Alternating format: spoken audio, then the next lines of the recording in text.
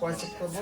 হ্যাঁ হাঁটান দৈনিক বলতে কি তিনটে যে করা ব্যায়াম এই পা করবে আবার যান। সেই ব্যায়ামগুলো আবার ওই পাও করবে সমস্যা নাই আসেন দুজনেই ছিলেন মনে হয় ওই তারপর নেব আবার যান আবার যান আবার যান আগে ভিডিও নিছে না আগে তো নিছে তাহলে আগে ফুটবল খেলতে দিয়েছি তো বাবা দাঁড়াও, কবে অপারেশন হয়েছে কার থেকে কোথায় এগুলো বলেন নৈতিক খুবই চমৎকার একটা এক্সিলেন্ট অপারেশন হয়েছে।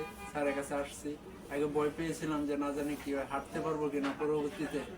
যে অনেকে দেখতেছি যে অনেকে বলে যে পরে এইসব সার্জারি করার পরে হাঁটতে পারে না, পঙ্গু অবস্থায় থাকতে হয় বিছানায়।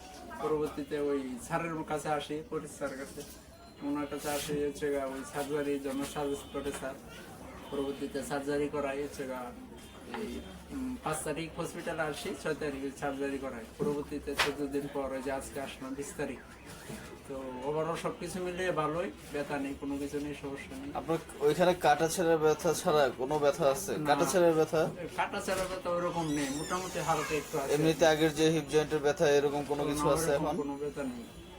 আচ্ছা ঠিক আছে